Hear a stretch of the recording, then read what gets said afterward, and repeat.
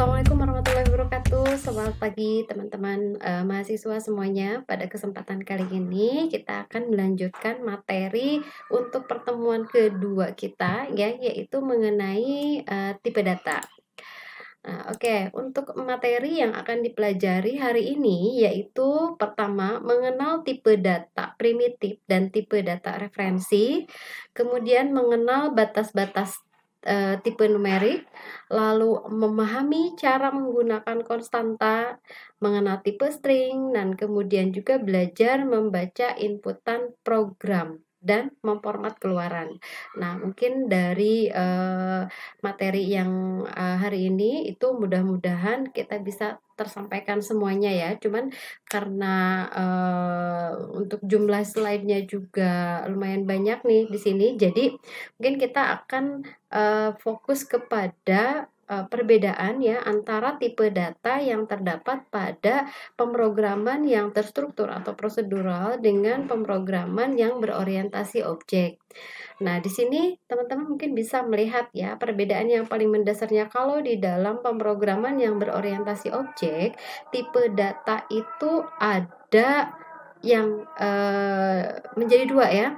Ada tipe data primitif, kemudian ada tipe data referensi. Nah, sekarang mari kita lihat perbedaannya. Apa yang dimaksud dengan tipe data primitif dan referensi tersebut. Untuk tipe data primitif, nah tipe data primitif ini mungkin tipe data yang sudah biasa kita jumpai ketika kita belajar mengenai bahasa pemrograman yang terstruktur atau prosedural ya. Nah, salah satunya pertama yang termasuk ke dalam kategori tipe data primitif yaitu tipe data integer. Nah, tipe data integer ini merupakan tipe data untuk bilangan bulat ya. Nah, integer ini merupakan tipe data numerik yang digunakan untuk mendefinisikan bilangan bulat. Nah, lalu bilangan atau tipe data numerik yang termasuk integer itu yang seperti apa? Nah, di sini ada beberapa jenis, contohnya untuk byte, short integer, dan long integer. Nah, ini tipe data yang masih termasuk ke dalam tipe data integer. Nah, di mana untuk tipe data ini memiliki panjang yang berbeda-beda. Ada yang memiliki panjang 8 bit, 16 bit, 32, dan 64. Nah, untuk rentang nilainya itu sendiri, kenapa disebut sampai 8 bit, 16, dan seterusnya? Nah, di sini teman-teman bisa melihat ya, untuk rentang nilainya yang disebut dengan 8 bit itu mulai dari minus 2 pangkat 7 sampai 2 pangkat 7. Nah, ini untuk contoh nilai yang termasuk ke dalam kategori tipe data byte itu ada misalkan contohnya 5 ya, kemudian minus 126. Nah, selain itu ada tipe data short. Nah, dari semua tipe data ini sudah jelas ya perbedaannya itu ada di panjangnya atau di rentang nilainya. Nah, nanti ketika kita akan menginisialisasi variabel dan tipe datanya itu disesuaikan dengan bilangan yang akan kita masukkan ya. Jadi nanti untuk tipe datanya integernya mau yang mana nih, apakah bit, short, atau long integer, atau integer itu sendiri. Nah, berikutnya selain dari integer tadi ya, untuk tipe data yang masih termasuk ke dalam tipe data primitif itu ada floating point atau bilangan pecahan. Nah, bilangan pecahan ini digunakan untuk atau floating point ini digunakan untuk menangani bilangan desimal atau perhitungan yang lebih detail dibandingkan dengan integer. Kalau integer kan itu bilangan bulat tadi ya, tapi kalau floating point itu lebih kepada bilangan pecahan. Nah, artinya kalau misalkan bilangan pecahan itu biasanya terdapat angka di belakang koma. Nah, untuk tipe data yang termasuk ke dalam floating point itu ada dua. Ada tipe data float dengan panjang 32 bit, kemudian ada tipe double. Ya, ada tipe double. Nah, mungkin ini berarti rentang nilainya itu lebih panjang dibandingkan dengan float. Nah, berikutnya ada char atau karakter. Nah, untuk karakter karakter ini merupakan karakter tunggal di mana pendefinisiannya itu untuk inisialisasi ketika kita mendeklarasikan variabelnya itu harus diapit atau diakhiri dan diawali dengan tanda petik tunggal ya. Nah, contoh misalkan seperti ini. Ini huruf A misalkan ya. Huruf A ini tipe datanya karakter, sehingga untuk penginisialisasiannya itu diapit dengan tanda petik tunggal ya. Nah, berikutnya masih di dalam tipe data primitif itu boolean ya. Nah, tipe data boolean ini hanya memiliki 2 nilai saja, yaitu nilai true dan false ya. Nah, biasanya untuk tipe data boolean ini digunakan untuk mengevaluasi satu kondisi ya. Apakah nanti bernilai benar misalkan atau true ataupun bernilai salah atau false ya. Nah, di mana untuk panjang dari tipe boolean ini hanya 1 bit saja. Nah, berikutnya, nah, kalau tadi kita berbicara mengenai tipe data primitif. Kalau tipe data primitif, sekali lagi mungkin itu sudah tidak asing lagi ya, hanya berbeda sedikitlah mungkin dibandingkan dengan bahasa pemrograman yang lain ya. Ada karakter itu misalkan bisa diganti juga dengan char atau misalkan dengan karakter ya, varchar gitu ya. Nah, perbedaannya dengan teks gitu, atau string ya. Kemudian kalau untuk di bahasa pemrograman yang berorientasi objek, selain tipe data primitif itu ada juga yang disebut dengan tipe data referensi ya.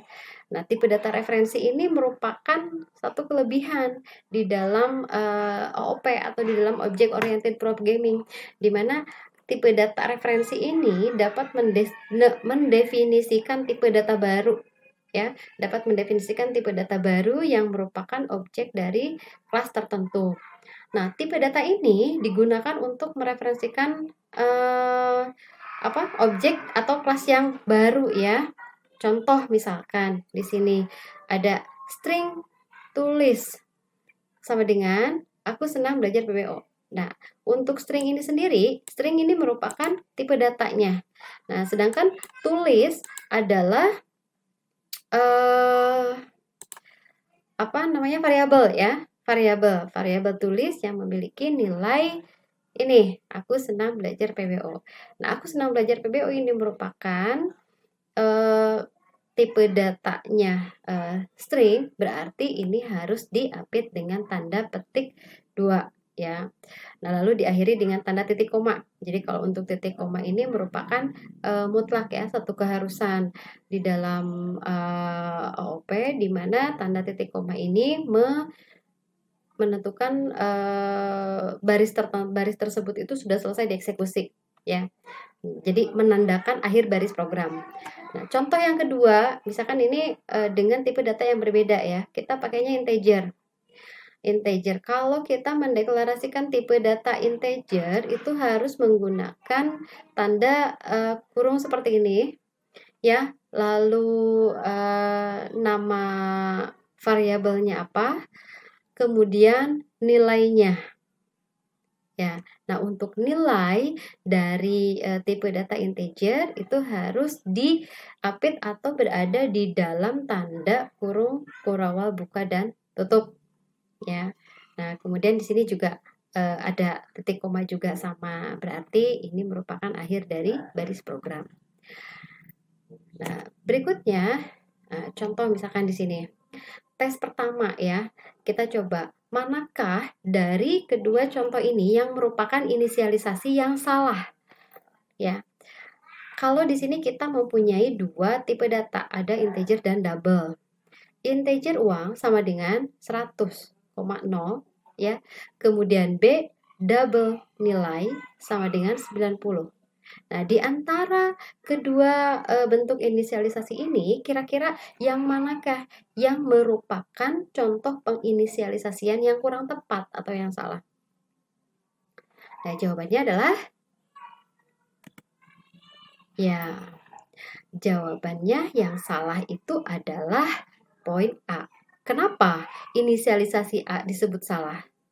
Karena nilai yang dimasukkan adalah nilai double. Kenapa nilai double? Di sini bisa dilihat dengan adanya tanda koma seperti ini, berarti untuk bilangannya ini merupakan bilangan pecahan, bukan bilangan bulat. Sedangkan tipe data integer itu digunakan untuk bilangan bulat ya, bukan bilangan pecahan. Nah, jadi nilai yang dimasukkannya itu adalah nilai double, sedangkan inisialisasi tipe datanya integer, ya tentu itu tidak sah ya. Kemudian yang benar itu ya poin B ini, double nilai sama dengan 90. Kenapa? Meskipun di sini tidak terlihat tanda koma di belakang angkanya, tapi untuk koma 0 itu kan masih disebut bilangan bulat ya. Nah, jadi inisialisasi B ini masih dikategorikan sebagai inisialisasi yang benar karena untuk nilai integer itu dapat dikonversikan ke dalam nilai double. Ya. Kalau koma 0 itu kan dianggap merupakan nilai bilangan bulat ya, seperti itu. Nah, berikutnya selain tadi ada tipe data primitif, kemudian tipe data referensi ya.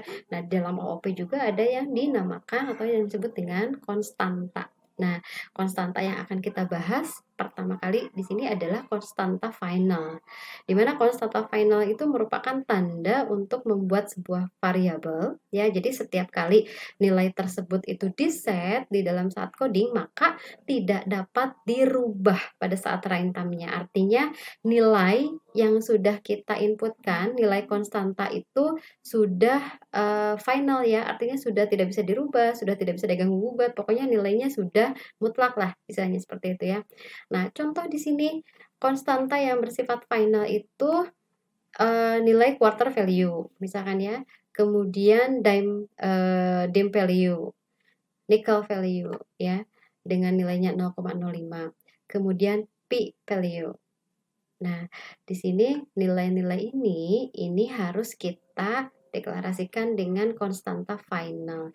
Artinya itu tidak dapat dirubah pada saat runtime ya. Contoh ini mungkin yang lebih familiar ya, ada nilai P. Nilai P ini sudah jelas 3,14. Tidak ada nilai V yang lain di luar 3,14 kan. Nah, artinya untuk konstanta V value ini kita deklarasikan dengan final. Artinya tidak dapat dirubah. Jadi ketika di set pada saat coding dengan nilai tersebut ya sudah gitu. Tidak akan bisa berubah lagi. Nah, berikutnya ada tadi selain konstanta final ada konstanta static final. Nah, jika nilai konstan tadi dibutuhkan pada beberapa metode, maka harus mendeklarasikan variabel konstantanya bersama inisialisasi field class-nya, ya. Jadi kelasnya juga harus diinisialisasi dan beri tag static dan final static dan final. Nah, jadi itu apabila misalkan dibutuhkan lagi konstanta pada beberapa metode, misalkan kita menggunakan metodenya lebih dari satu nih, gitu. Nah, jadi jangan lupa beri tag static dan kemudian jenis konstantanya apa. Apakah static final ya atau final static atau final saja. Nah, lalu dengan menambahkan kata public itu membuat variabel ini dapat diakses dari kelas lainnya. Nah, mungkin pada pertemuan sebelumnya juga sudah saya sampaikan ya, untuk mendeklarasikan kelas itu kita dengan menggunakan metodenya public ya. Artinya public itu dapat diakses dari kelas lainnya. Jadi apabila di dalam satu program tersebut terdiri dari beberapa kelas, nah kalau kita inisialisasi dengan menambahkan kata public, itu artinya setiap variabel yang terdapat di dalam kelas tersebut itu bisa diakses dari kelas yang lainnya. Nah, contoh misalkan, ini untuk penginisialisasian konstanta tadi ya. Kita bikin kelas public class-nya dengan nama contoh 1. Kemudian kita deklarasikan konstantanya public static final double quarter value sebesar 0,25. Lalu static final double dim value sebesar 0,1. Nah, di sini bisa dilihat bahwa konstanta yang dipakai ini ada lebih dari 1 ya. Nah, maka di sini ada pendeklarasian, yang satu menggunakan kata public, yang satu lagi tidak usah karena sudah dideklarasikan di atasnya ya. Kemudian public static void main string argument ini merupakan metode ya, metode. Lalu final double p value sama dengan 3,14. Nah, jadi di sini bisa dilihat tadi untuk penggunaan konstanta yang lebih dari 1.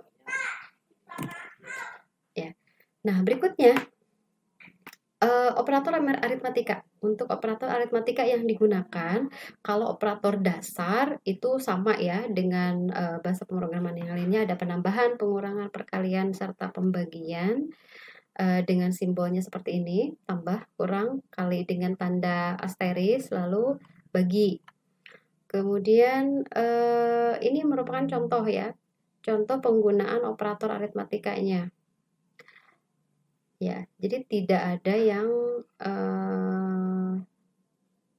berbeda ya, tentunya kalau untuk penggunaan operator aritmatika.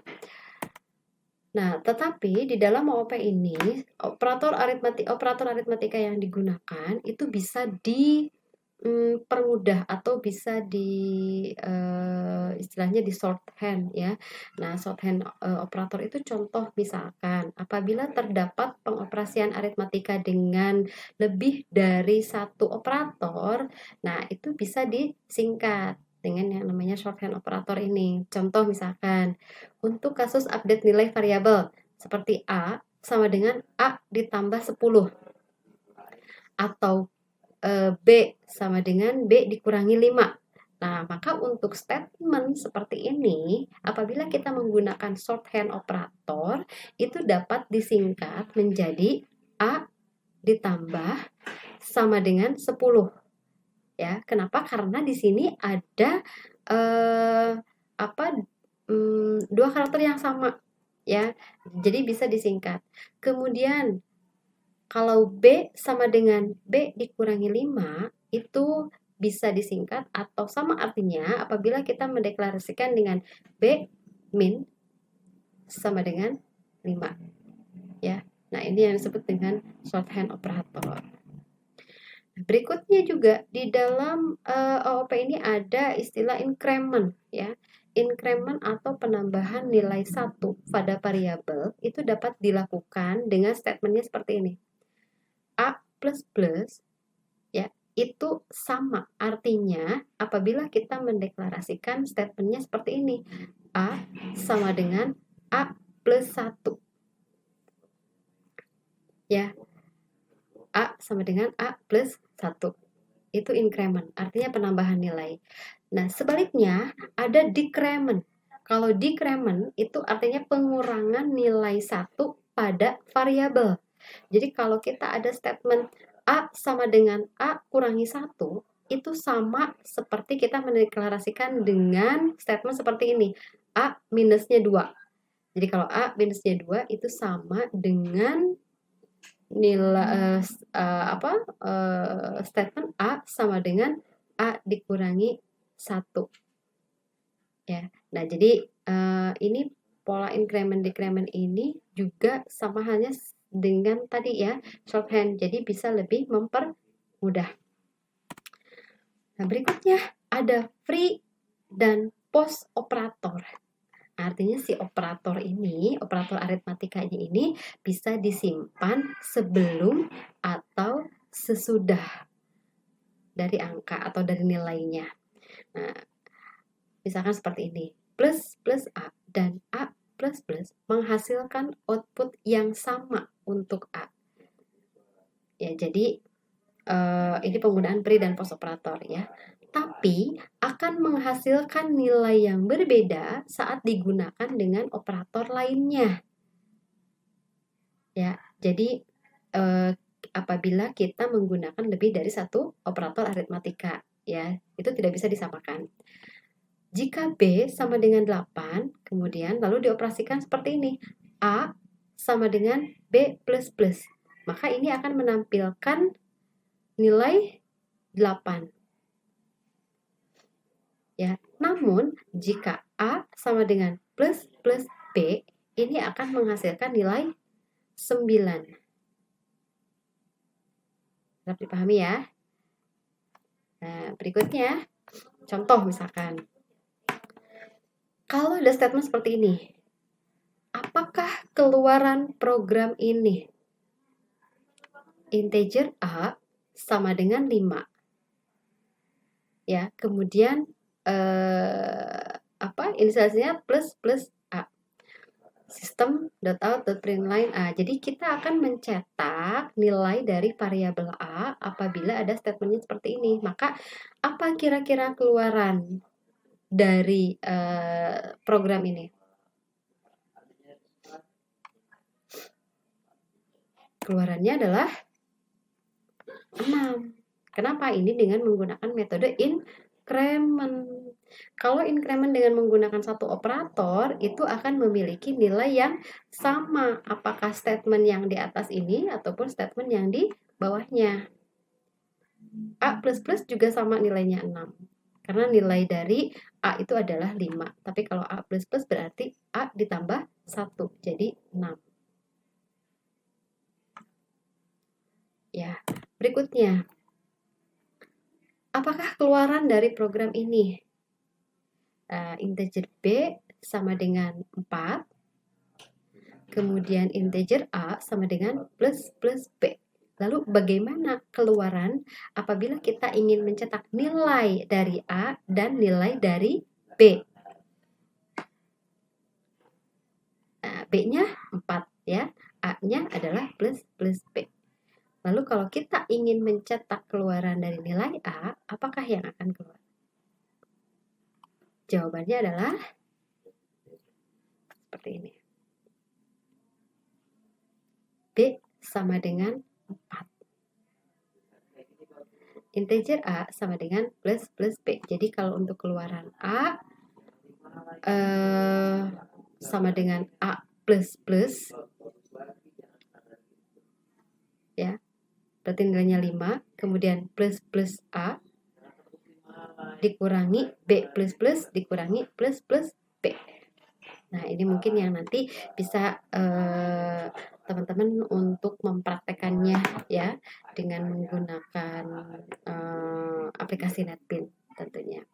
Biar kita bisa mengetahui apa keluaran yang terdapat dari statement program tersebut. Nah, ini pun sama. Ada berbagai macam contoh di sini ya. Untuk penambahan dan pengurangan. Nah, lalu bagaimana dengan pembagian? Nah, kalau operator pembagian itu seperti ini ya, slash ya. Nah, jika kedua argumen adalah bilangan bulat, maka hasilnya adalah integer. Lalu sisanya dibuang. Ya. Contoh misalkan 7,0 dibagi 4 itu apabila kita hitung dengan cara manual, maka hasilnya adalah 1,75. Nah, tapi kalau di dalam bahasa pemrograman, ketika 7 dibagi 4 itu yang akan dianggap hanya bilangan bulatnya saja. Nah, sisa bagi didapat dengan operator persen. Nah, jadi kalau misalkan kita ingin mendapatkan nilai dari sisa bagi, ya operator yang digunakannya adalah bukan slash seperti ini, bukan bagi seperti ini, tapi dengan tanda persen seperti ini ya, modulo gitu ya. Nah, 7 modulo 4 mode 4 3.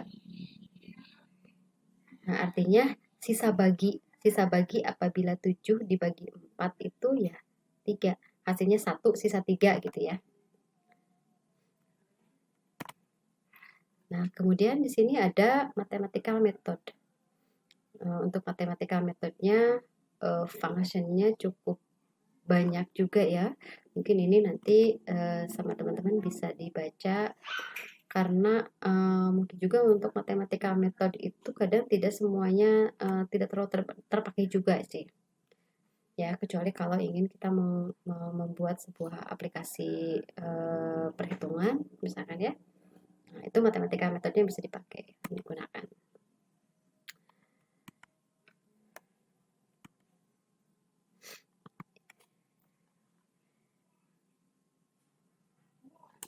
Iya.